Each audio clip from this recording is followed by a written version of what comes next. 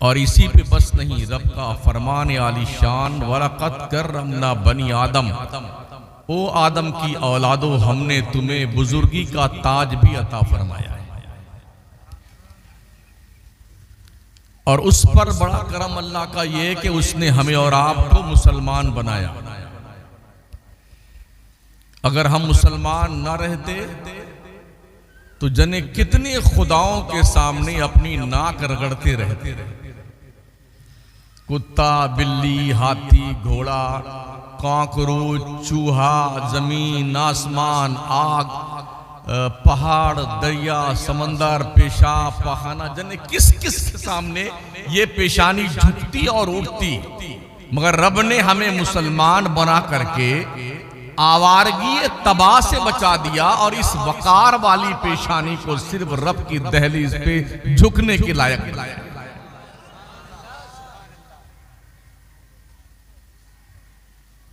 और सबसे बड़ा करम अल्लाह का ये कि उसने हमारे हाथ में अपने महबूब का दामन अता फरमाया। कुंतुम खैरा उम्मतिन उखरिजत लिन्नास तामुरून बिल मारूफ व तनहौना अनिल मुनकर। जितनी उम्मतें आदम पैगंबर से लेके हमारे हुजूर तक जाहिर हुई दुनिया में, अल्लाह फरमाता उन सभी उम्मतों में से ए मोहम्मद अरबी के उम्मत के लोगों, तुम सबसे बेहतरीन उम्मत हो। क्यों बेहतरीन उम्मत हो? तामुरून बिल मारूफ, तुम लोगों को अच्छी बात का हुक्म देते हो, व तनहौना अनिल मुनकर, बुरी बातों से मना करना। ये हमारी शनाख्त और पहचान है। अगर हम अच्छे उम्मत के शक्ल में हैं तो हमारी जिम्मेदारी है कि हम लोगों को बुराइयों से रोकें और अच्छाइयों का हुक्म दें। ये हमारी जिम्मेदारी है। वरना हम अगर अपने मकसद से फिरते हैं तो गोया कि हमने अपने रब के दिए हुए खैर उम्मत के तमगा को कलंकित करना चाहा। मेरी बात तवज्जो से आप समात फरमाए। बिल्कुल एक बार भी कोई नारा नहीं लगाएगा मेरी तकरीर में, सिर्फ सुनना है आपने।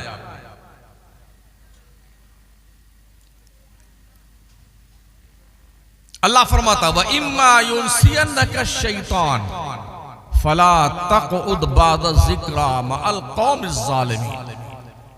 शैतान के बहकाने से, उसके वरगलाने से, अगर तुमने गलत दोस्तों की महफिल अटेंड करनी शुरू कर दी है, तुमने बुरों की संगत इख्तियार कर ली है, तुम दीन के ट्रैक से हटकर चलने लगे हो, तो जब तुम्हें याद दिलाया जाए तो बुरे रास्ते को छोड़ के सीधे रास्ते पे आ जाओ।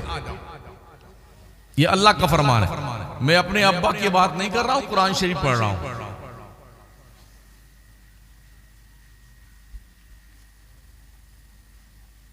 अल्लाह फरमाता वमन याशु अन ज़िक्रिर रहमान नुक़य्यिद लहू शैतानन फहुवा लहू करीन। जो अल्लाह के जिक्र से गाफिल हो जाता है तो अल्लाह उसके दिल पे शैतान का पहरा बिठा देता है। यूं कहना चाहिए जो नमाज नहीं पढ़ता उसके दिल पे शैतान का कब्जा हो जाता है। मुझे नहीं पता इतने जितने लोग बैठे हैं कितने नमाजी हैं और कितने बेनमाजी हैं। इतना जरूर मैं जानता हूं कश्मीर से लेके कन्याकुमारी तक जाने का इत्तेफाक होता है, सबसे ज्यादा बेनमाजियों की तादाद सिर्फ सुन्नियों के पास है। गैरों की मस्जिदें तो भरी रहती हैं, सुन्नियों की मस्जिदों में कभी 2 आदमी, कहीं 5 आदमी, कहीं आधी सब, कहीं एक सब। हाँ, अभी रमजान शरीफ गुजरा है तो माशाअल्लाह ऐसे झूम झाम के बादल बरसे हैं। वजू खाने से लेके गुस्ल खाने तक जिनकी जियारते फैज याब से कभी आंखें भी मुनव्वर नहीं हुई थी, उनकी भी माशाअल्लाह जियारत रमजान में हो जाती है। और वो भी पूरे महीने नहीं, शुरू में हफ्ता के 4 दिन, 5 दिन और आखिर में 2-4 दिन। ये हमारे नमाजियों की क्वांटिटी है। मैं आपसे पूछना चाहता हूं ये जंगलीपन हमने सीखा कहां से? अहले सुन्नत वल जमात के लोगों, बुजुर्गों ने क्या यही शिक्षा दी थी हमें? अल्लाह के वलियों ने क्या हमको यही मैसेज दिया था? पूरी दुनिया के नक्शे पे अल्लाह के वली, अल्लाह के दोस्तों के मज़ारात महफूज हैं, जिन्होंने पूरी जिंदगी बिल्डिंगें नहीं बनाई हैं, दिल बनाए हैं, दिल। जिन्होंने प्रॉपर्टी नहीं खरीदी है, अल्लाह के बंदों को खुदा की दहलीज पे लाके झुकाया है। जिन्होंने मर्सिडीज कारें नहीं खरीदी हैं, बिगड़े हुए इंसानों को अल्लाह के दहलीज पे झुका करके दिल का आईना साफो शफाफ बनाकर इस लायक बनाया कि दिल के आईने में है तस्वीर यार, जब जरा गर्दन झुकाई देख ली। अल्लाह वालों ने दिल साफ किए थे। कल के जो पीर थे वो दिल साफ करते थे। आज क्या साफ करते हैं हमसे ज्यादा आप जानते हैं। कल के पीर दिल साफ करते थे। एक ख्वाजा मोइनुद्दीन चिश्ती ने 90 लाख कुफ्र का दिल साफ करके कलमे की रोशनी पैदा की। आज वैसे पीर कहां है? कहां है? मेरे ख्वाजा ने अपने पीरो मुर्शिद ख्वाजा उस्मानी हारूनी का उर्स शायद किया हो, फातिहा वगैरह की हो। आज तो लाखों करोड़ों वसूल के उर्स किए जाते हैं। जिस कौम की 90% अक्सरियत जाहिल है, जिस कौम के पास स्कूल और कॉलेज नहीं है, जिस कौम के पास यूनिवर्सिटी नहीं है, जिस कौम के पास हॉस्पिटल नहीं है, जिस कौम के अक्सर लोग गरीबी रेखा के नीचे जिंदगी गुजारते हैं, उस कौम को दुनिया ने सिर्फ मजारों पे उलझा रखा है, उर्सों में उलझा रखा है, ताजिए में उलझा रखा है और कव्वाली में उलझा रखा है। कहां खड़े हैं हमारा? आइए अजमेर मोहल्ला में आप मेरे ख्वाजा का एक कमरा बता दो जो मेरे ख्वाजा मोइनुद्दीन चिश्ती ने बनाया। चलिए बगदाद शरीफ, गौसे आजम पीराने पीर रोशन जमीर का हमने कोई मकान नहीं देखा। हज़रत जुनैद बगदादी का कोई मकान नहीं देखा हमने। मारूफ करखी का कोई मकान हमने नहीं देखा। इमाम आजम अबू हनीफा सबसे बड़े ताजिर और मालदार, उनका भी कोई मकान हमने कूफा में नहीं देखा। आज क्या उलझी हुई हो? इस उम्मीद पे नमाजें नहीं पढ़ते हो कि पीर साहब जन्नत में लेके जाएंगे। इतना मारे जाओगे कसम खुदा की शक्लें बिगड़ जाएंगी।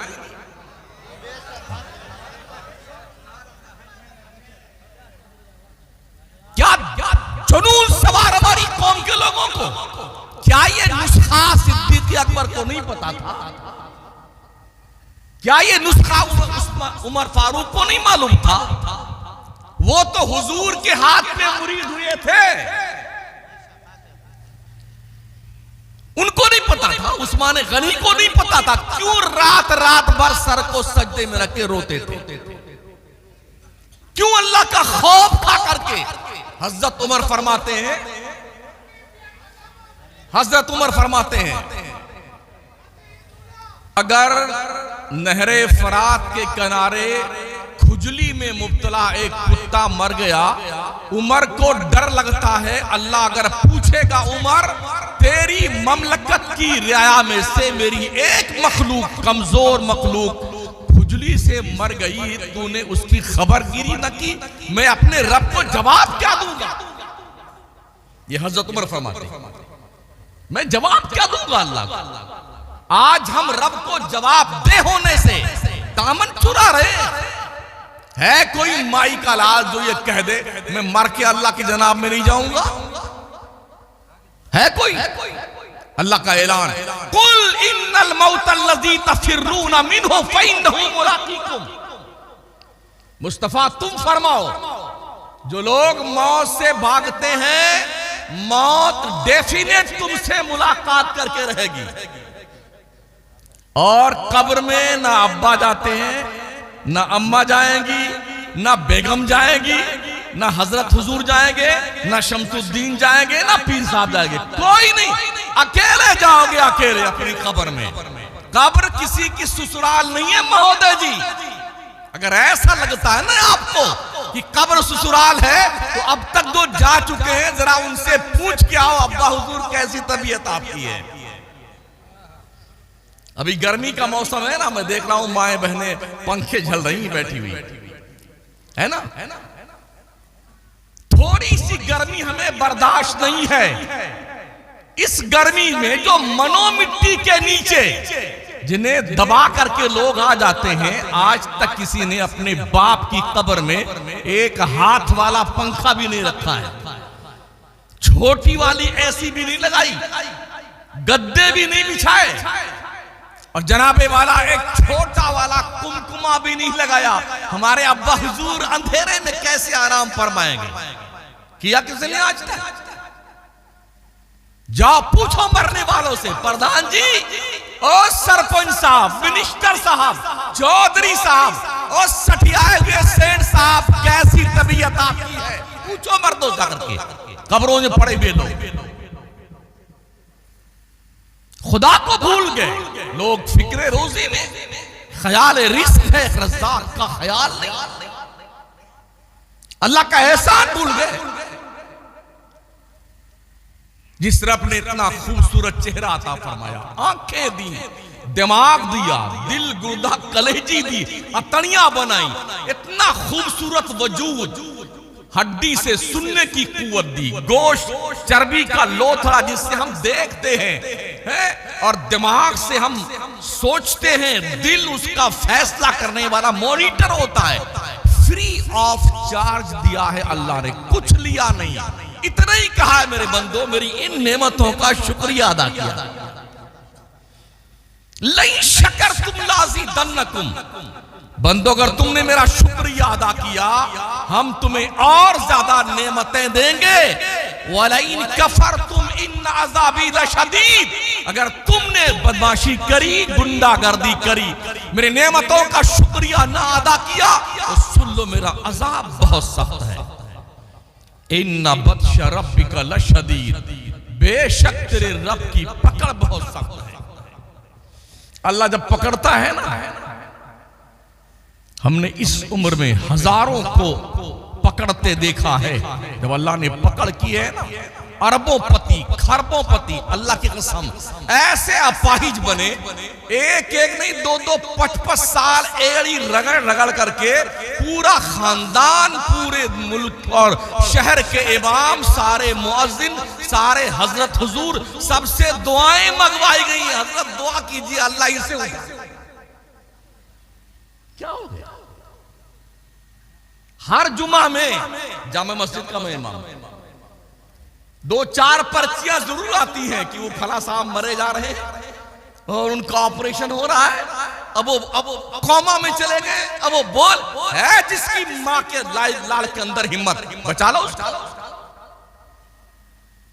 अल्लाह का एहसान भूलने वाले नमक हरामो, अल्लाह की रोजी सुबह से शाम तक खाते हो, नाश्ता, दोपहर खाना, शाम का खाना, दिन भर कचर कचर बकरियों की तरह समोसा, कचौड़ी, पकौड़ी खाते जाते हो। अगर अल्लाह तुम्हारा डाइजेस्टिव सिस्टम डिस्टर्ब कर दे, किसी जोधा के अंदर हिम्मत है किसी के पेट का सिस्टम ठीक कर दे? अभी हमने एक वीडियो देखी बेंगलोर की, रमजान शरीफ का एक तखमीना पेश किया। सिर्फ बेंगलोर में मुसलमान रमजान के एक दिन यानी शाम से लेकर के रात के 12 बजे तक 5 करोड़ रुपए का समोसा खा जाता है। कितने का? एक महीने कितना बना? 1.5 अरब रुपए का जो कौम समोसा खा जाए एक महीने में। इसके अलावा तरबूजा, खरबूजा, अंगूर, संतरा, सेब और पकौड़ी और कचौड़ी और रूह अफ़ज़ा का शरबत, ये अलग से माशाल्लाह और सज कर रखा होता है। जब थाल लगा देते हैं दस्तरखान, तो दुआ मांगना याद नहीं रहता। अरे मौज़िन, अरे भी 3 मिनट बाकी हैं, राल टपकती बेगैरत की राल। जबकि मेरे मुस्तफ़ा करीम अलैहिस्सलाम ने इरशाद फरमाया, बंदा अगर इफ्तार के वक्त अल्लाह से दुआ करता है, अल्लाह उसकी जायज दुआएं कबूल कर लेता है। लेकिन किसको सूझती है दुआ?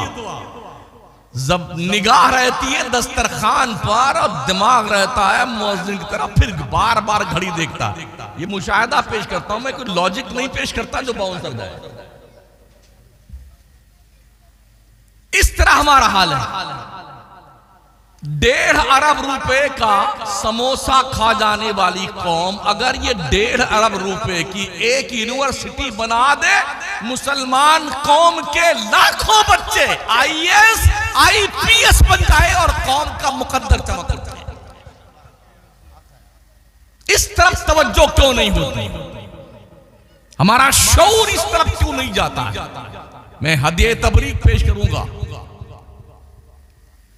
हजरत अल्लामा सैयद जलालुद्दीन अशरफ कादरी मियां दामत फैज़ुकुमुल आलिया कि उन्होंने इस इलाके में एक खूबसूरत इक़दाम अपने वालिद बुजुर्गवार की निशानी को उस हद तक आगे बढ़ाया है जहां तक लोगों की सोच नहीं जा सकती।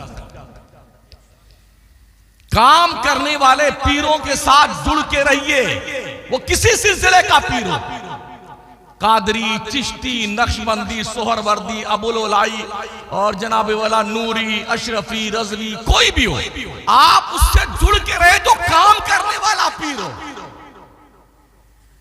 बड़ी हैरत ये भी है कि लोगों ने ट्रेडमार्क अलग बना लिए हैं। हमारी टोपी इस कलर की होगी, उस पीर के मानने वालों की टोपी उस कलर की होगी। क्या जुनून है? अगर मक्का में आने वाला हबशा का बिलाल अबू बकर के साथ खड़ा हो सकता है, तो एक पीर का मुरीद दूसरे पीर के मुरीद के साथ क्यों नहीं खड़ा होगा?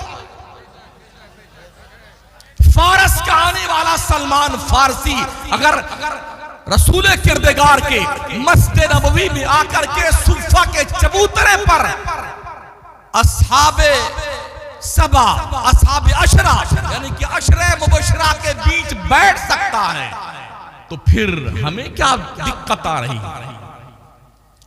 क्या सुन्नियों में 73 फिरके हो गए? मेरे हुजूर ने तो फरमाया था मेरी उम्मत में 73 फिरके होंगे, एक फिरका जन्नत में जाएगा, 72 जहन्नम में जाएंगे। अब हमें क्या हो गया? एक पीर वाला दूसरे पीर वाले को सलाम नहीं करता। मैं देखी वही बात करता हूं, मैं पूरे मुल्क में जाता हूं।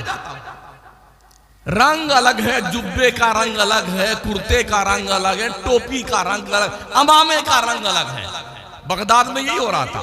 बगदाद में इसी पे मुनाजरा हो रहा था कि हरा अमामा पहनना चाहिए कि काला पहनना चाहिए, जुब्बा किस कलर का होना चाहिए, मिसवाक एक बालिश की होनी चाहिए या उससे छोटी होनी चाहिए या उससे बड़ी होनी चाहिए। अगर बड़ी हो गई तो वहां शैतान बैठ जाता है। ये मुनाजरा बगदाद में हो रहा था जब दुनिया के 3 बर्रे आजम पर मुसलमान हुकूमत करता था।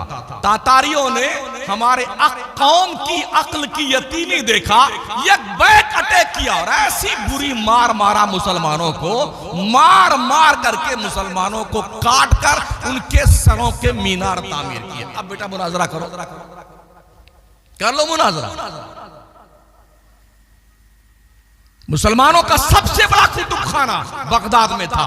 तातारियों ने जला करके पूरी राख दरियाए दजला में डाल दी। दजला का पानी कई दिन तक काले रंग में तब्दील होकर बहता रहा। इतना बुज़दिल हो गया था मुसलमान, इतना बुज़दिल जिसकी हुकूमत 3 बर्रे आज़म पे।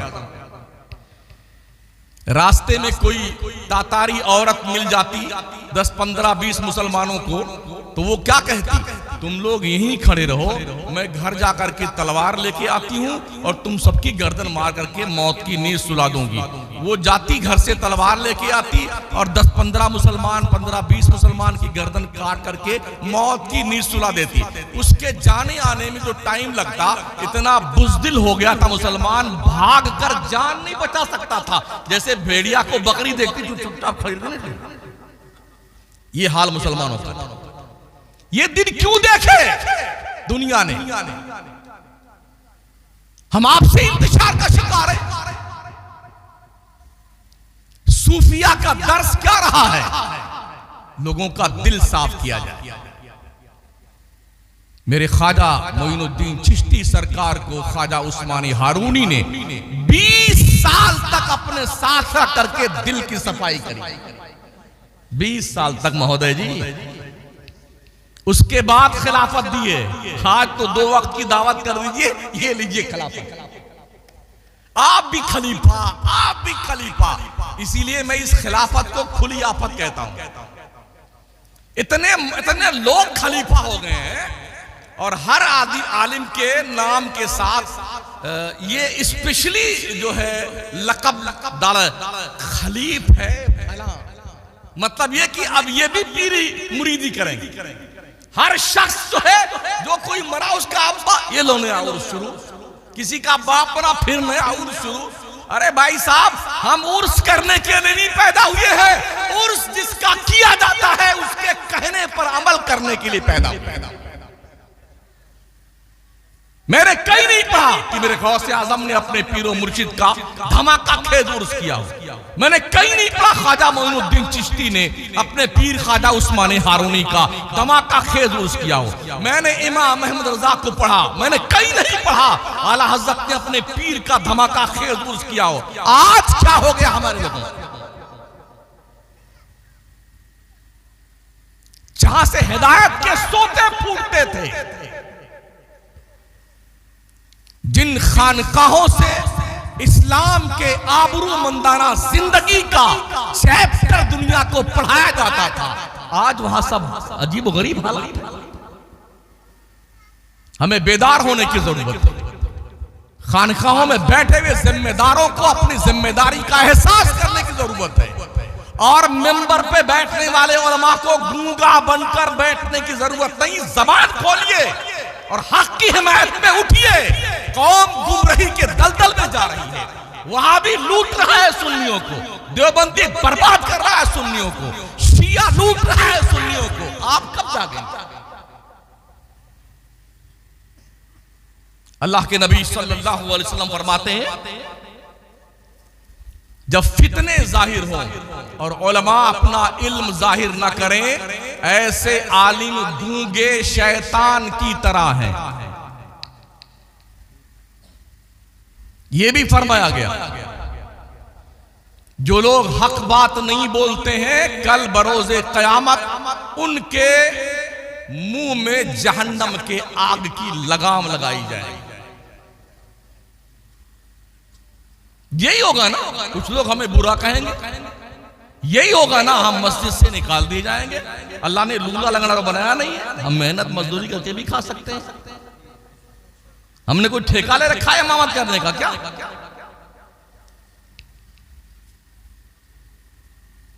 ख्वाजा बंदा नवाज गैसुदराज दक्कन की सरजमीन पर इस्लाम फैलाने गए।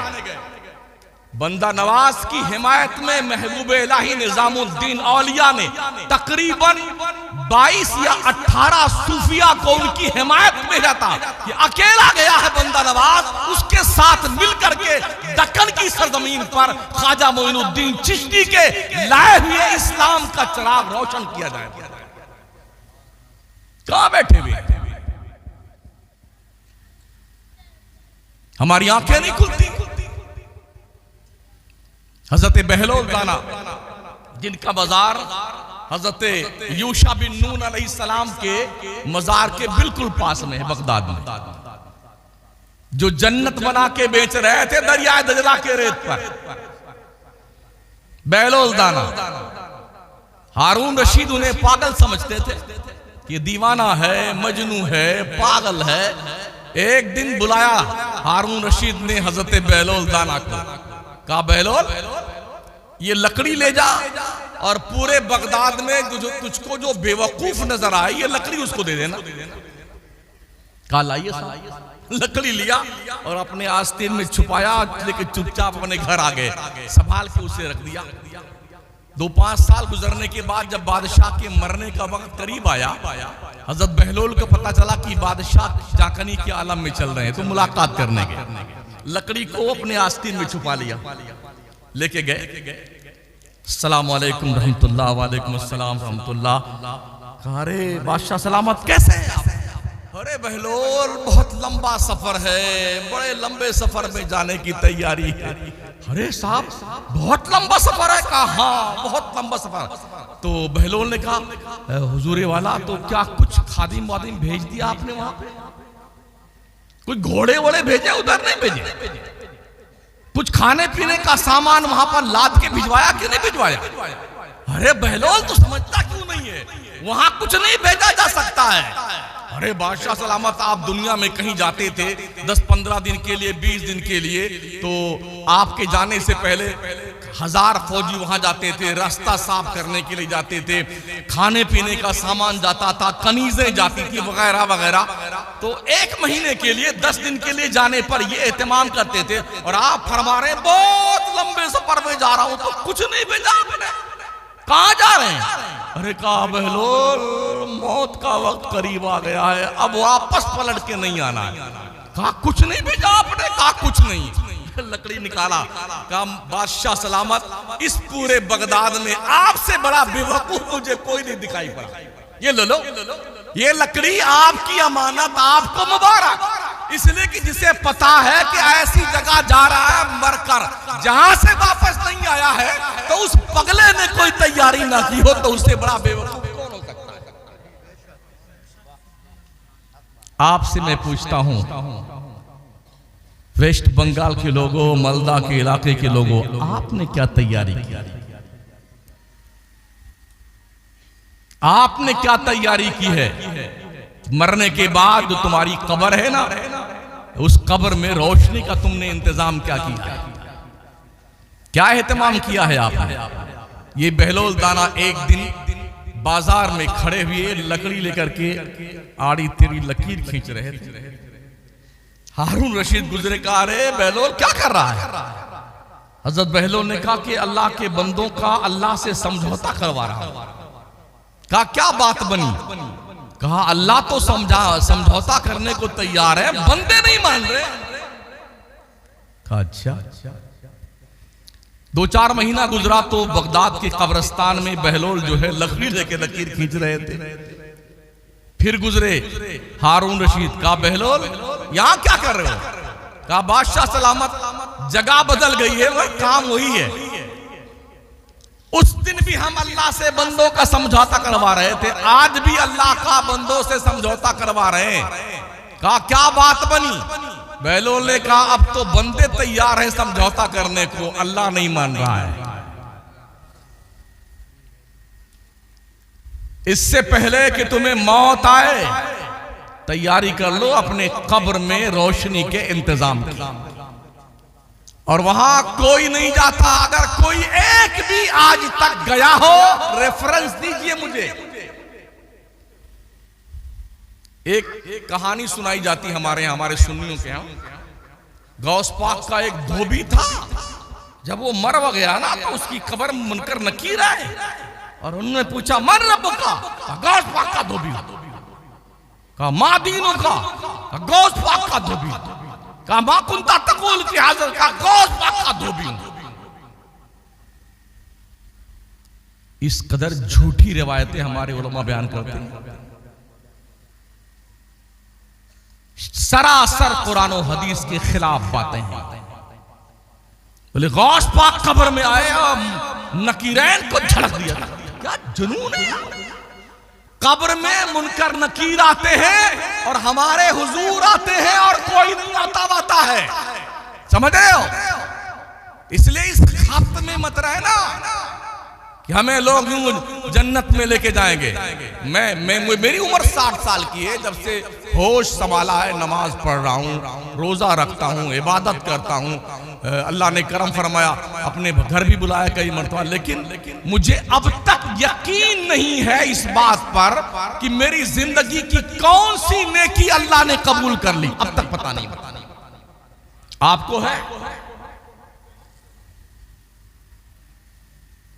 हमारी ज़ंबीले हयात में एक भी नेकी नहीं है जिस पर हम मुकम्मल यकीन करके ये कह सकें हाँ ये इबादत रब की शान के लायक मैंने की है। फिर भी हो इंशाअल्लाह हम ही जन्नत में जाएंगे। तेरे बाप की जागीर है जन्नत। प्लॉट खरीदे तुमने जन्नत में। इस सालेपुर के इस रोड पर अगर कोई दुकान खरीदनी हो ना तो सर का पसीना पैर तक आएगा। तो जन्नत क्या इस दुकान से भी सस्ती है? हम ही जन्नत में जाएंगे।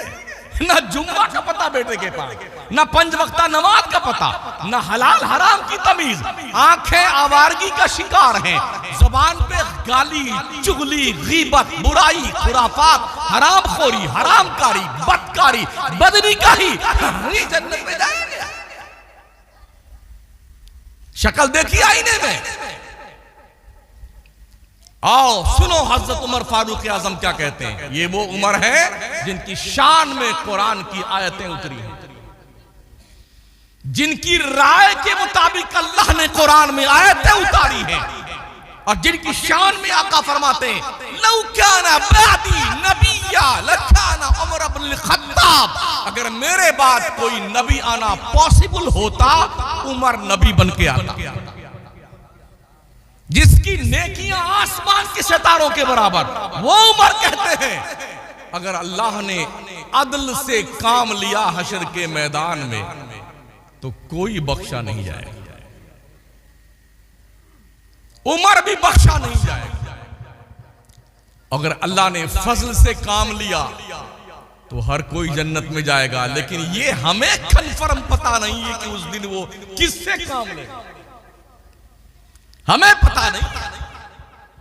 अल्लाह क्या कहता वलिल्लाहिल अस्माउल हुस्ना फदऊहु बिहा। ओ बंदो तेरे रब के बड़े अच्छे अच्छे नाम है, अपने रब को उन्हीं अच्छे नामों को ले लेके पुकारा कर। लेकिन बंदा अल्लाह का नाम कम लेता है। किस किस के नाम लेता है, किस किस के नाम, अल्लाह के नाम नहीं लेता है। और रब ने फरमाया वमा क़दरुल्लाह हक़्क़ क़द्रिही। लोगों ने अपने अल्लाह का मकाम नहीं पहचाना जैसा कि रब का मकाम पहचानना चाहिए।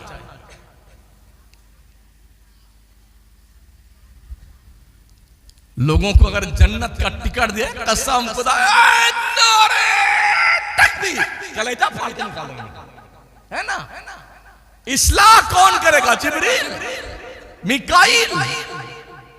अब तो जनाब जिब्रील नहीं आने वाले, इजराइल आएंगे।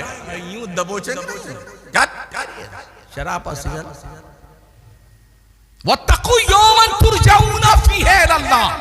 बंदे डर उस दिन से जिस दिन तेरी पेशी तेरे रब के दरबार में। अल्लाह के दरबार में बात करने की जुर्रत किसी की होगी? उठाइए ना कुरान। अल्लाह फरमाता सूरह नबा शरीफ में यौम यक़ूमुर रूह वल मलाइका सफ़्फ़न ला यतकल्लमूना इल्ला मन अज़िन लहुर रहमान व क़ाला सवाब। ओ दिन भर अखबार चाटने वालों, लिए मोबाइल बैठ के पगलाए फिरने वालों, कुरान पढ़ा करो, कुरान समझा करो। तेरा रब तुझसे कहता क्या है? हशर के मैदान में जिब्रील, रूहुल अमीन, मलाइका ये सारे कांपते होंगे डर के मारे। अल्लाह से बात करने की जरूरत ना होगी। हमारी औकात क्या है? हमारी हैसियत क्या है भाई साहब? हम पगलाए फिर रहे हैं। जुम्मा गायब, हाँ जन्नती हम हैं। नमाज़े पढ़ने खाना का पता, हाँ नहीं जन्नत में जाएंगे। दिन भर बैठा गप्पे बेटा लड़ाएगा, हाँ जन्नत में जाएंगे। फुटपाथ की दुकान समझा जन्नत।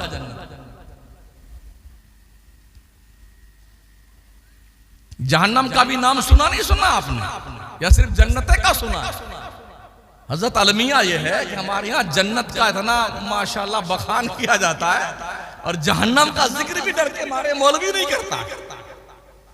हाँ तो सुन लीजिए भाई साहब, अल्लाह ने सिर्फ जन्नत नहीं बनाई है, जहन्नम भी बनाया। जहन्नम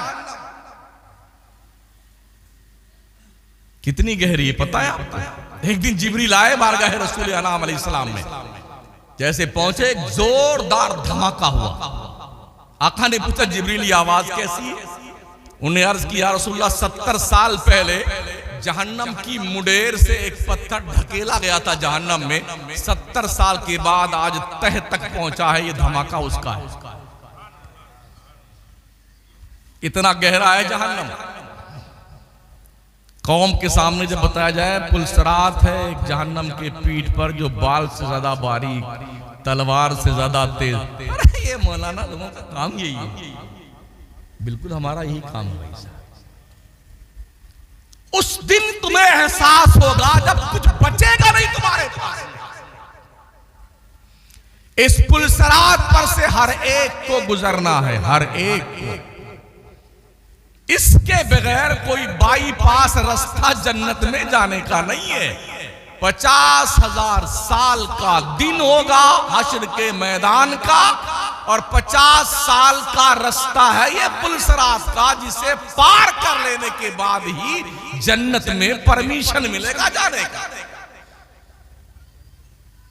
लेकिन जरा अपने खेत की जो मेड़ होती है पतली हो तो उस पर चलते चलते आदमी धुलक जाता है, गिर जाता है, लड़खड़ा लेता है। बाल से ज्यादा बारीक, तलवार से ज्यादा तेज जो पुलसरात, वो भी जहन्नम के पीठ पर आग के शोले दहक रहे हैं, उसके ऊपर से गुजरना है। क्या ये पॉसिबल हो सकता है कि हर कोई गुजर जाए?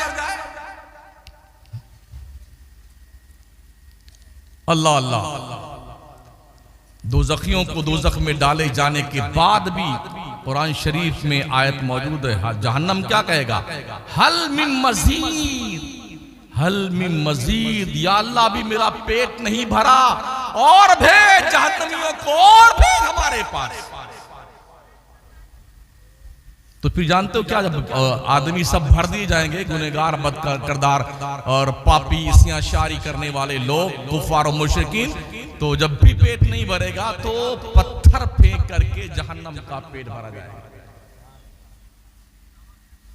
वक़ूदुहा अन्नास वल हिजारा, जहन्नम का ईंधन इंसान है और पत्थर है।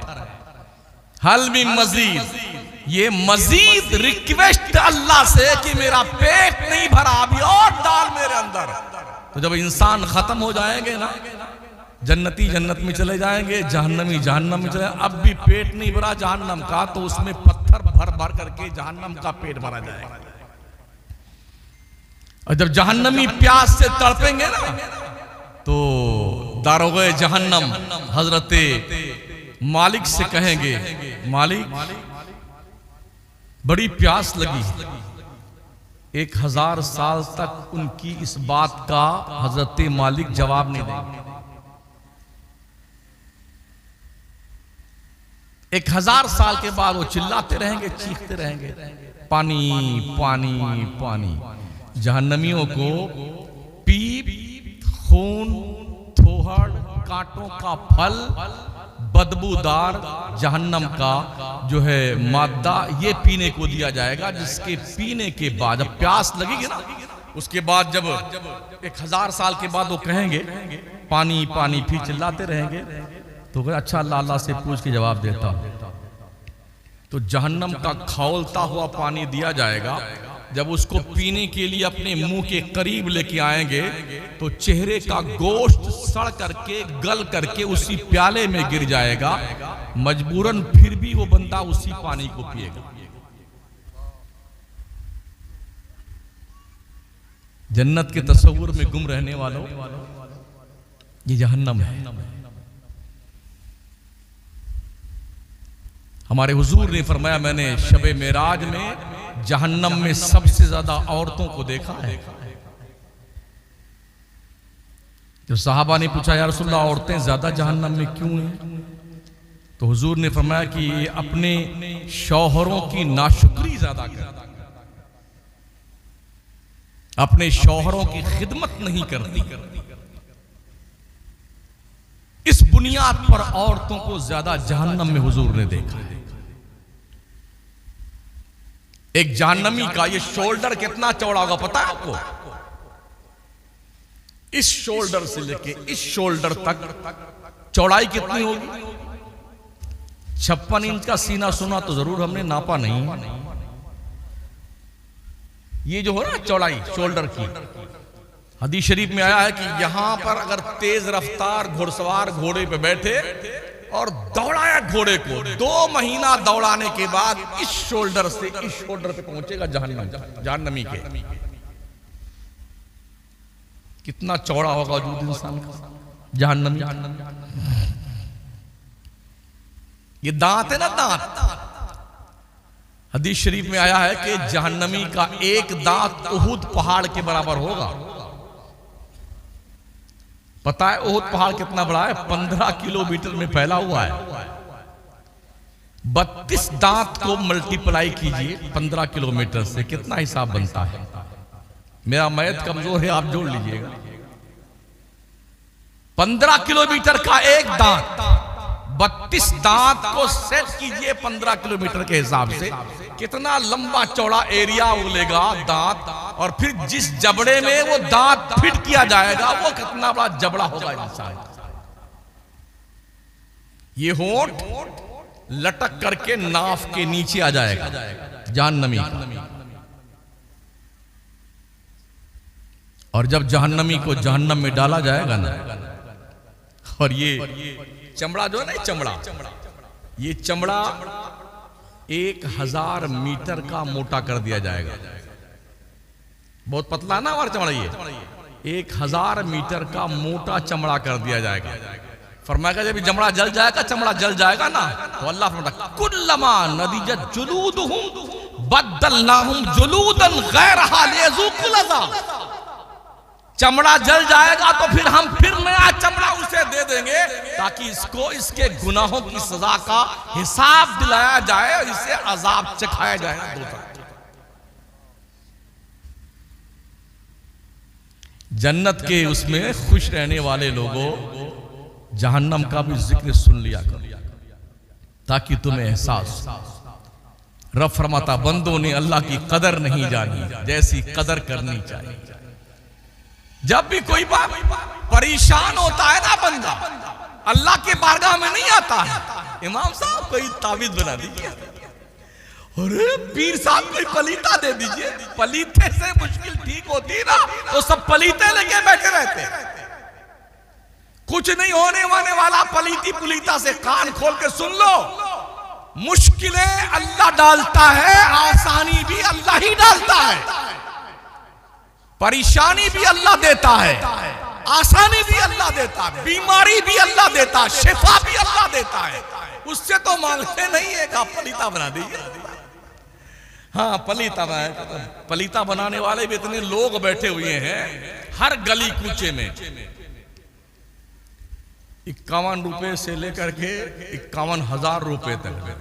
हम भी पूरे मुल्क में जाते हैं, कश्मीर से लेके कन्या, इतने बड़े बड़े बाबा बैठे हैं 51,000 तक। और ऐसा फलसफा समझाएंगे, एक काम करना, नौचंदी जुमेरात को आना, काला धागा ले आना, एक जिंदा मछली ले आना और आधा मीटर काला कपड़ा ले आना, और क्या लगेगा हजरत? बंदर का नाखून, शेर के सीने की हड्डी, हिरन का नाफा, भालू के मोछ का बाल। इतना समझा देंगे बेटे ना, उसके बाप नहीं सुनाओ। अरे बाबा कहाँ मिलता का? 100 मिलता, पैसा दीजिए ना।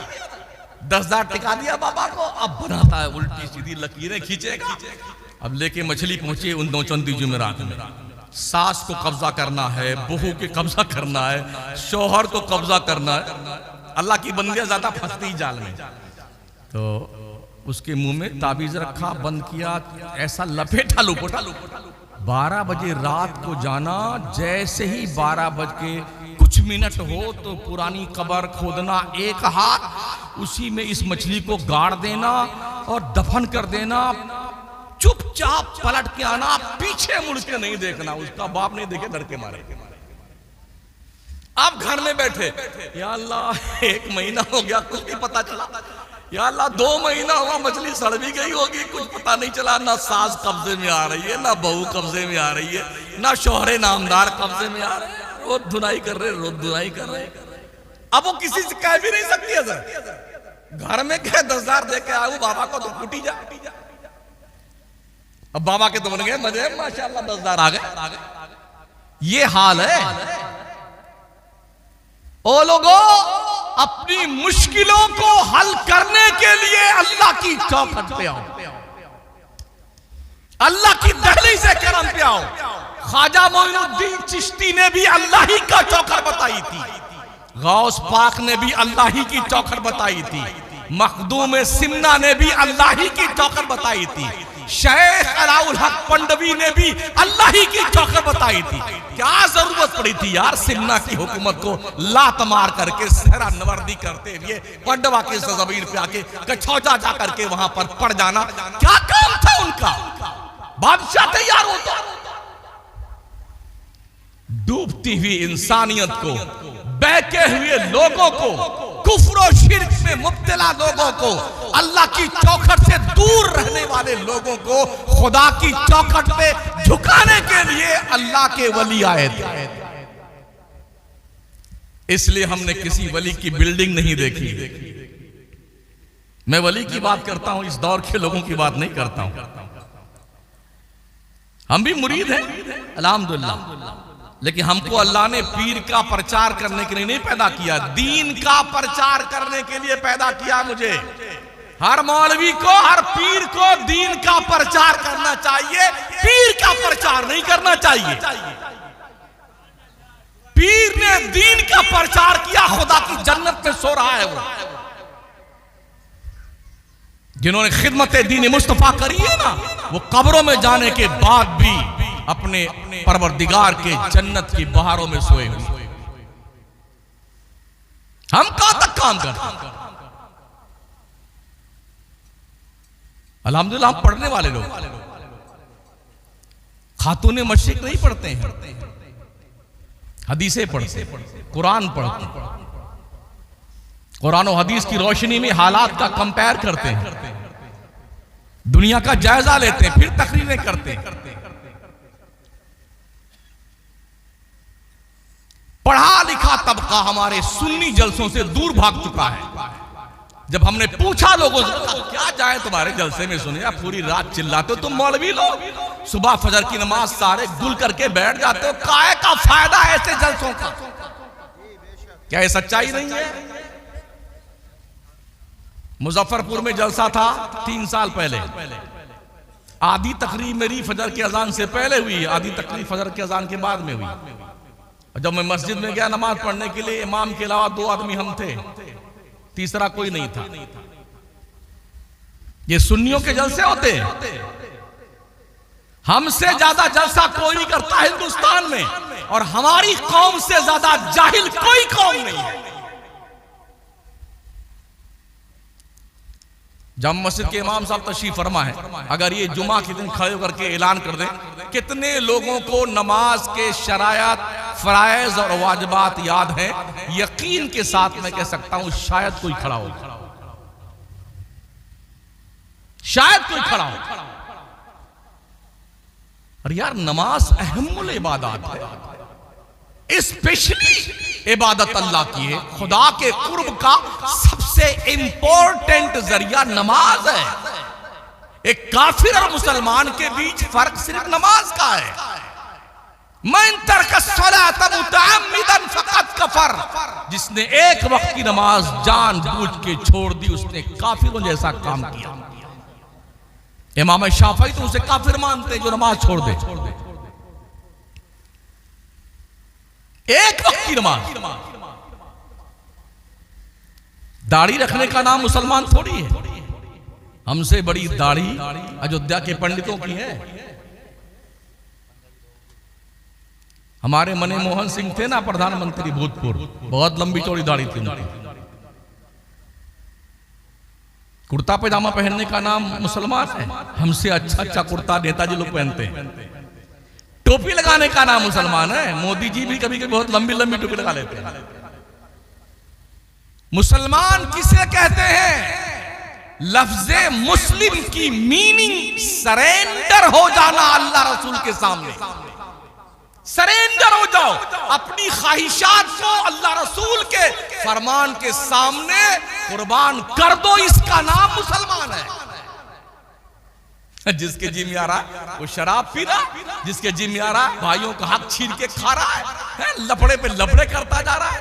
किसी के खेत में गन्ना लगा हुआ चला जा रहा है, दो तीन तोड़ लिया, जैसे इसके बाप ने लगाया था, वो चूसता हुआ जा रहा है। किसी ने अपने खेत में जो है मटर लगाया था उसको उखाड़ के खाते जा रहा। भाई साहब, अगर आपने किसी के छप्पर से उसकी इजाजत के बगैर तिनका तोड़ा है खिलाल करने के लिए, तो फेले हराम का इर्तिकाब किया। कहां बैठे हैं? इतनी देग खा गए माशाल्लाह हम सुन्नी, खिचड़ों की देग, मुर्गे की देग, पुलाव बिरयानी की देग खा खा के टंकी ओवरलोड माशाल्लाह। थोड़ा नमक ज्यादा था, वो थोड़ी बोटी भी एक दो कम मिली थी हमें। इसमें बड़े आगे हम इकट्ठा किया पैसा, ये फिर चल गई साहब। एक मुहर्रम के एक महीने में एक दो नहीं, कई लाख नहीं, करोड़ों रुपए का शरबत और खिचड़ा खा पी लेता है सुन्नी मुसलमान। जिस कौम की बच्चियों को आज की तारीख में कॉलेज में इस बुनियाद पर एडमिशन देने को दुनिया तैयार नहीं है कि हम मुसलमान की बेटियां हिजाब पहन के आती हैं, हिजाब उतार दो तब तुम्हें एडमिशन मिलेगा। क्या हम मर गए? अगर खिचड़ा नहीं खाए तो हम मर जाएंगे, शरबत नहीं पिए तो हम मर जाएंगे, पुलाव नहीं खाएंगे तो हम मर जाएंगे। क्यों नहीं? ये पैसे इकट्ठा करके खानकाह बनाना जरूरी नहीं है। खानकाह बनाने वालों को चाहिए, खानकाह जिनकी बनाने वाले हो उसके नाम की यूनिवर्सिटी बनाओ, उस बुजुर्ग के नाम के कॉलेज बनाओ, उस बुजुर्ग के नाम पे बढ़िया दारुल बनाओ, इंस्टीट्यूट बनाओ, हॉस्पिटल बनाओ उसी बुजुर्ग के नाम का, ताकि कौम के लोग जो गरीब गुर्बत ज़दा है कम पैसों में जाके पढ़ाई भी कर सके, इलाज भी करवा सके। ये नहीं सोचती किसी। एक एक पीर साहब की हमने कई की जगह खानकाह देखी। अजमेर में अलग खानकाह है और हिंदुस्तान में 10-10 जगह हजरत खानकाह लोगों की है, कोई रहता नहीं है। हमारी कौम का जरा कितना भूत सवार है। हजरत आप कितनी खानकाह में रहोगे? आप पूछो ना अपने हजरत से। आप आराम से रहो, सब कुछ ठीक ठाक है, लेकिन कितनी खानकाह बनाओगे आप? एक जगह दफन होंगे ना आप मरने के बाद, या हर खानकाह में आधा टुकड़ा यहां दफनाया जाएगा, आधा वहां टांग काट के वहां और दूसरी टांग वहां, आधा मुंडी उधर, ऐसा होगा कहीं? जी नहीं। तो ये पैसों की बर्बादी क्यों? कौम के बच्चों को ग्रेजुएट बनाइए, क्वालिफाइड बनाइए, सच्चा पक्का सुन्नी मुसलमान बनाइए, अल्लाह वालों से प्यार करने वाला बनाइए, ताकि नबी के दुश्मनों की आंखों में आंखें डाल करके उससे उसकी नानी याद दिला। ये कब मुमकिन होगा? जब हमारे पीर लोग सुधरेंगे और हमारे मौलवी लोग सुधरेंगे। डर लगता, अरे अगर कुछ कह दिया सख्त तो नजराना ही कट जाएगा। क्या हुआ? नजराना नहीं मिलेगा तो फिर क्या होगा? हम झेल रहे हैं, कई जगह नजराना ही नहीं मिला। कोई बात नहीं, हमारा रब रज़ाक है। अल्लाह ने वादा फरमाया, वमा मिन दाब्बतिन फिल अर्द इल्ला अल्लाह रिज़्कुहा व यअलमु मुस्तक़र्रहा व मुस्तौदअहा कुल्लुन फी किताबिन मुबीन। रोजी की गारंटी रब ने दी है। कीड़े मकोड़ों को अल्लाह रोजी देता तो शमसुद्दीन तो 6 फीट का आदमी है, हमको क्यों नहीं रोजी देगा वो? हम तो मायल बकरम है, कोई सायल ही नहीं, राह दिखलाए किसे रहरवे मंजिल ही नहीं है। हमने तो हालात इतने बिगाड़ रखे, बहुत आसान है। डॉक्टर इकबाल कहते हैं, ये शहादत गहे उल्फत में कदम रखना है, लोग आसान समझते हैं मुसलमान होना। बिरयानी खाने का नाम मुसलमान नहीं भाई साहब। इस्लाम की मुकद्दस शहजादियों, माओ बहनों, बेटियों, अपनी गोद में परवान चढ़ने वाले बच्चों और बच्चियों को गोद में आने से पहले जब पेट में हो तुम्हारा किरदार इतना पाकीज़ा हो कि बच्चा पेट में रहकर अगर अब्दुल कादिर जीलानी नहीं बन सकता है जो 18 पारा का हाफिज बन के पैदा हुआ, अगर कुतुबुद्दीन बख्तियार काकी नहीं बन सकता है जो 14 पारा के हाफिज बन के मां के पेट से पैदा हुई है, तो कम से कम गुलाम अब्दुल कादिर तो बन सकता है बच्चा। गुलाम कुतुबुद्दीन बख्तियार काकी तो बन सकता है, गुलाम मोइनुद्दीन चिश्ती तो बन सकता है, गुलाम मखदूम सिन्ना तो बन सकता है। मगर ये कब होगा? जब माएं अपनी जिम्मेदारियां महसूस करेंगी। आज कोई तारिक बिन ज़ियाद क्यों नहीं पैदा होता? आज कोई सलाहुद्दीन अय्यूबी क्यों नहीं पैदा होता? आज कोई मोहम्मद बिन कासिम क्यों नहीं पैदा होता?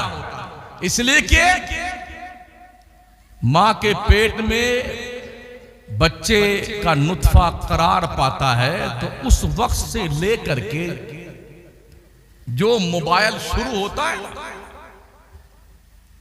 दिन भर रात भर माएं बहनें कार्टून देखेंगी, पिक्चर देखेंगी, नंगी नंगी तस्वीरें देखेंगी, दिन भर लगी रहेंगी, उसमें लगे रहेंगी। पेट में रहने वाला बच्चा इस बात को नोट करता कि मेरी क्या मां क्या कर रही है, ये ध्यान रखना। पेट में आज तो साइंस ने भी इसे वेरीफाई कर दिया है कि माओं के किरदार का असर बच्चों की सेहत पर मुरत्तब होता है जो पेट में परवान चढ़ते हैं। तो सबसे पहली यूनिवर्सिटी बच्चों के लिए मां की गोद हुआ करती है, उससे पहले मां का शिकम है। अगर बच्चे की मां पाकीज़ा किरदार की हामिल होगी तो बच्चे अब्दुल कादिर जिलानी पैदा होगा, मोइनुद्दीन चिश्ती बन के पैदा होगा, बख्तियार काकी बन के, निजामुद्दीन औलिया, फरीदुद्दीन अत्तार, फरीदुद्दीन गंजे शकर, हजरते ख्वाजा हुसामुद्दीन, हजरते बाबा फरीदुद्दीन, साबिर अलाउद्दीन, इमाम अहमद रजा, ये सब पैदा होते हैं जब माएं पाकीज़ा किरदार की हामिल होगी तब ऐसा होगा। ऐसे नहीं, इतना आसान नहीं। डॉक्टर इकबाल कहते हैं चुमी गोयम मुसलमानम बलरजम कि दाना मुश्किलाते लाएलारा। जब मैं कहता हूं कि मैं मुसलमान हूं ना तो मेरा जिस्म कांपने लगता है। मुझे पता है कलमा पढ़ लेने के बाद एक मुसलमान की जिम्मेदारी क्या है।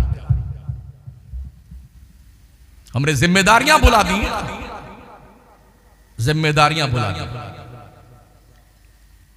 बहुत सारे उलमा भी हमसे नाराज, बहुत सारे पीर भी हमसे नाराज, लेकिन मेरी इतनी अपील उनसे है आप बैठ के मुझसे बात तो करो। हम गलत क्या कहते हैं?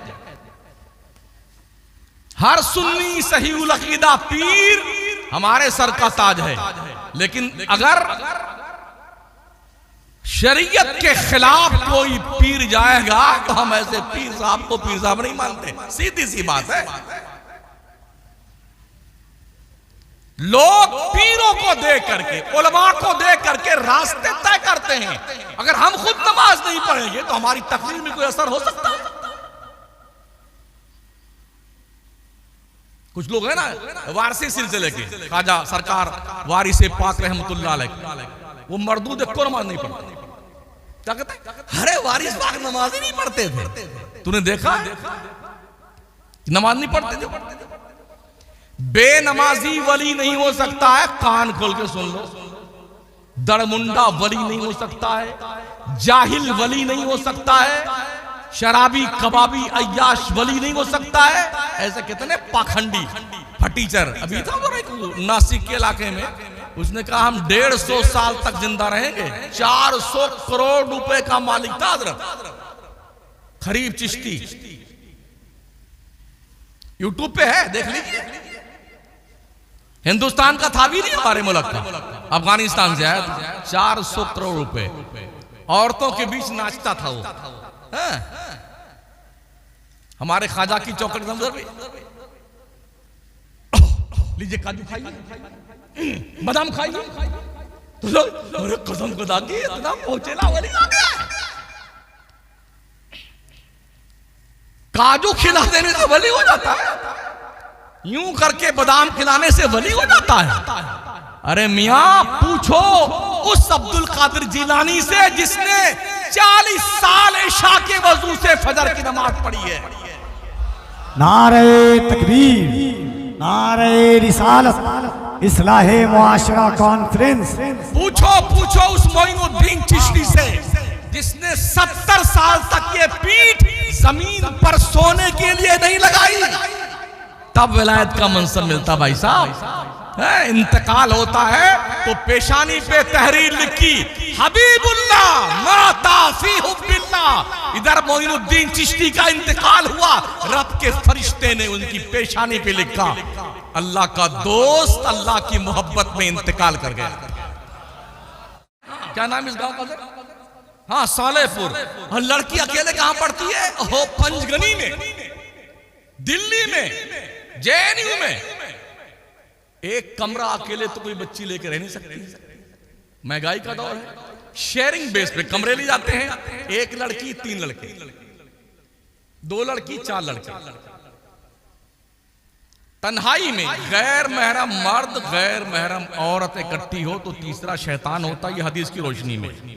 और उस पर तुरफा तमाशा ये कि मोबाइल की दादी अम्मा, एक फिंगर प्रिंट के नीचे जहन्नम का दहकता हुआ अंगारा, नंगी नंगी तस्वीरें, बेहयाई, बेशर्मी, जंगली जानवरों की तरह जिंदगी गुजारने वाले इंसानों की दास्तानी हयात। फिर क्या आप सोच सकते हैं कि उनकी इज्जत और महफूज रहेगी वहां पे? कहां बैठे हैं आप? इसलिए हर इलाके में ओ सुनियो, अगर तुम्हारे कान के पर्दे नहीं फटे हैं ना, तो पैसे इकट्ठा करके इंग्लिश मीडियम स्कूल खुद के खोलो, अपनी कॉलेज बनाओ, अपने यूनिवर्सिटी बनाओ, जहां पर इज्जत और आबरू के साथ हिजाब में रह करके आपकी लाडली शहजादी, आपकी बहन वहां पर दीन और दुनिया दोनों की तालीम हासिल कर सके। कर्नाटक के इलाके में जब मैं गुलबर्गा शरीफ हाजिर हुआ, हजरत हमने हिंदुस्तान भर में सबसे ज्यादा हिजाब में गुलबर्गा की मुस्लिम औरतों को देखा। बड़े बड़े शहरों और छोटे शहरों में देखा है, कॉलेज में स्कूल के गेट के सामने 50 भेड़िए, कुत्ते, दरिंदे मोटरसाइकिल लेके घूमते रहते हैं। हमने वहां पर किसी कॉलेज के सामने किसी एक बच्चे को नहीं देखा। छुट्टी के टाइम, इंटरवल के टाइम, सुबह जाते वक्त हमने किसी नौजवान बच्चे को वहां मडलाते नहीं देखा। ये फिक्र पैदा करने की जरूरत है, ये शऊर जागरूक करने की जरूरत है। ये शुरुआत हमें अपने घर से करनी होगी। हमें अपने बच्चों को दीनदार बनाना होगा, उससे पहले हमें खुद दीनदार बनना होगा। अल्लाह क्या फरमाता, उठाइए कुरान शरीफ 17वां पारा, वामुर अहलका बिस्सलाति वस्तबिर अलैहा ला नसअलुका रिज़्क़ा नहनु नरज़ुकुक वल आक़िबतु लित्तक़वा। ओ लोगो, तुम अपने घर वालों को नमाज पढ़ने का हुक्म दिया करो और तुम खुद भी नमाज पढ़ते रहा करो। ऐसा नहीं कि सिर्फ हुक्म ही जारी करो, तुम खुद भी नमाज पढ़ते रहा करो। हमने तुम्हें रोजी कमाने के लिए नहीं पैदा किया है। अल्लाह कहता हम तुम्हें रोजी देंगे, नहनु नरज़ुकुक, हम तुम्हें रोजी देंगे, वल आक़िबतु लित्तक़वा, तुम परहेजगार बनो। बाबा फरीद एक मुरीदा थी, आजकल के पीर नहीं थे वो, मैं उस जमाने के पीर की बात करता हूं जिसकी मां ने शकर का लालच देके अपने बेटे को खुदा की चौखट पे लगाया। मैं उस पीर की बात करता हूं।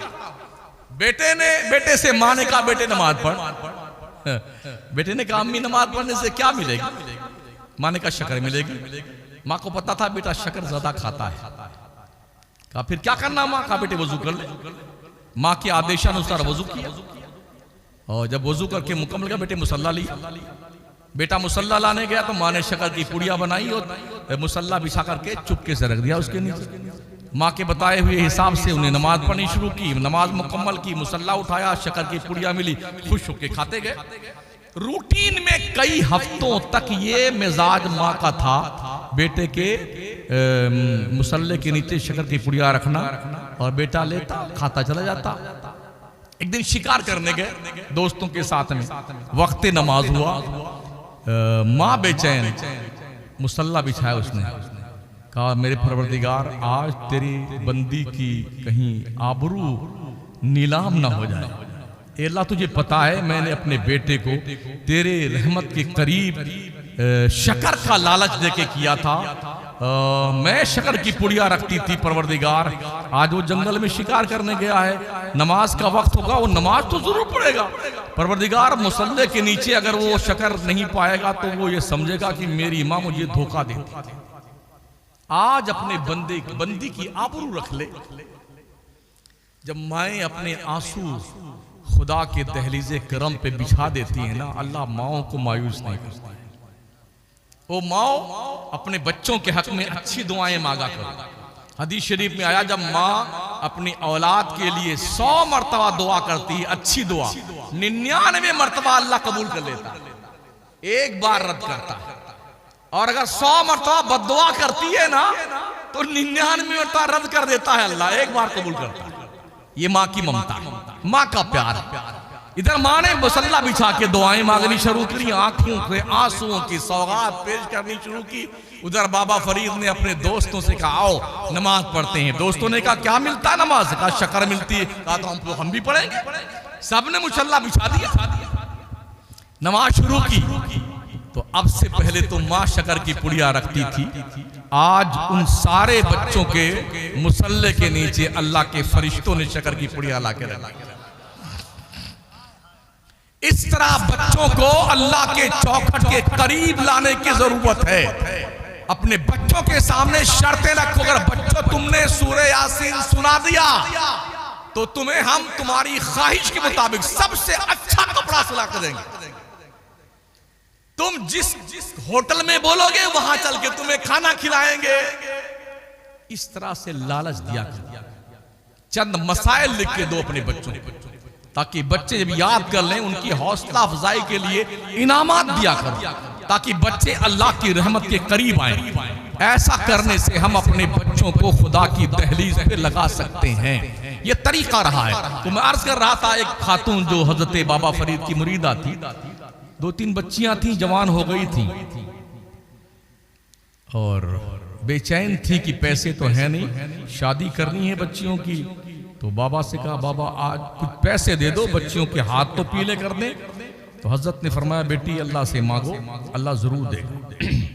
वो भी इतनी जिद्दी थी कि हम तो आप ही से लेंगे, देना ही पड़ेगा। और याद रखें जब कोई अल्लाह का नेक बंदा वली होता ना, जिसको वली कहते हैं, हाँ तो अरे गहरे खैरे जरे कितने वली बने हुए हजरत। अरे मर्दूद को नमाज नहीं पढ़ता, उसको भी लोगों ने वली बना दिया हमारे सुन्नी वाले, उसको भी वली बना रखा। तो जो वली होते हैं ना उनका पावर देखिए। हदीस शरीफ में आया जब बंदा मेरा किसी चीज की हलफ उठा लेता है ना, तो मुझे अपने इज्जत की कसम, अपने बंदे की उस कसम को पूरा करना ही पड़ेगा, अल्लाह फरमाता है। तो उस बंदी ने कहा हम तो आपसे पैसा दीजिए हमें, हम अपने बच्चे की शादी करेंगे। तो हजरत बाबा फरीद ने कहा अच्छा जा, एक मिट्टी का ढेला लिया, हो गई, एक बड़ा वाला ढेला उठा के लेके आई, मौका मिल गया ना, तो दिया हजरत ने बस 3 मरतबा कुल अल्लाह शरीफ पढ़ा, सूरह इखलास, और उसको फूंक दिया काले, इसको हाथ में लिया तो सोना बन गया। जो मिट्टी का ढेला था ना वो सोना बन गया। अब वो लेके बहुत खुश होकर निकली। ये प्लान बनाते हुए अब घर में जाएंगे तो घर पूरा साफ करके, धुल करके, खुशबू सुलगा करके इतना सारा ढेला ले आएंगे।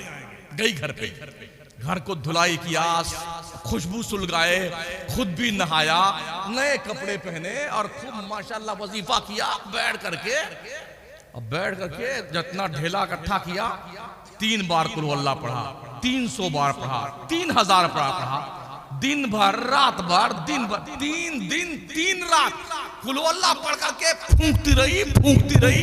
वो कभी हल्का सा पीला नहीं हुआ। अब तीसरे दिन बहुत गुस्से उससे में आई अपने पीर की बारगाह में। बस मैं खत्म कर रहा हूं जी। वो बहुत गुस्से में आई पीर साहब के। कहा हज़रत वो आपने तो वजू भी नहीं किया था और ऐसे 3 मरतबा कुल अल्लाह शरीफ पढ़ दिया था, वो सोना बन गया था। मैंने तो घर भी धुला और उसको साफ करने के बाद खुशबू सुलगाया, खुद भी नहाई, नया कपड़ा पहना, वजू करके बैठी और 3 दिन 3 रात कुल अल्लाह शरीफ पढ़ती रही। हजरत इतना एहतमाम करने के बाद वो तो पीला होने का नाम ही नहीं था, एक को ढेला पीला नहीं हुआ। क्या कमी थी मेरे पढ़ने में? बाबा फरीद ने सर झुका लिया, आंखें अश्कबार हो गई, आंखें उठाई, कहा बेटी तेरे पढ़ने में कोई कमी नहीं थी, बात सिर्फ इतनी थी तेरे मुंह में फरीद की जबान नहीं थी, तेरे मुंह में फरीद की जबान नहीं थी। अल्लाह वालों से जब कोई करामत जाहिर होती है तो वो रो रो करके अल्लाह को मनाते हैं, मौला ये तेरा करम था परवरदिगार, तूने आबरू बचाई है। और आज करामतों का प्रचार किया जाता है।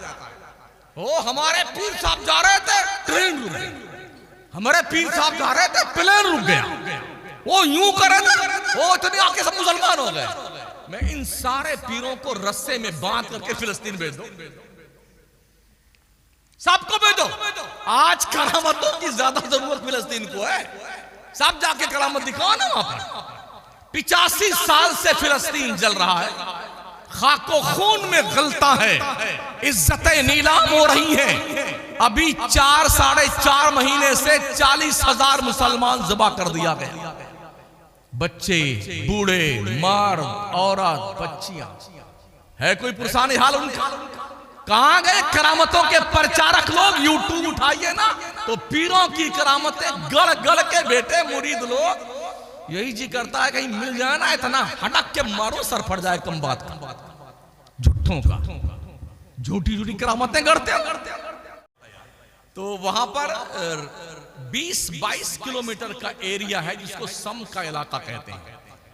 तो जो रेत का जर्रा होता है ना, सुबह सूरज निकलते वक्त 20 मिनट तक, शाम को डूबते वक्त 20 मिनट तक जब सूरज की किरणें उन जर्रात पे पड़ती हैं तो वो सोने के कड़ की तरह चमकते हैं। सुबह 20 मिनट और शाम को 20 मिनट, यही देखने के लिए दुनिया भर के सैलानी आते हैं। ऊंट चराने वाले लोग 6 महीने के अंदर लाखों लाख रुपए कमा लेते हैं। वो ऊंट चराने वाला ऐसी भर्राटे की अंग्रेजी बोलता है ना कि BA MA के बेचारा उसके हज्जे लगाए। अल्लाह रोजी देता है कि तुम यहां इसको देखने आओ और इसके जरिए से इनको रोजी मिले, वहां कुछ पैदा, अल्लाह रज़्ज़ाक़। हम जब मां के पेट में थे और 4-5 महीने के बाद जब हमारे जिस्म में रूह पड़ जाती है तो कौन खिलाता हमें? अल्लाह अल्लाह अल्लाह ही खिलाता यार। जब मां के पेट में हम जिंदा थे रब ने वहां इंतजाम किया। हमारे पैदा होते होते मां के सूखे पिस्तान में अल्लाह ने दूध की नहरें जारी कर दी।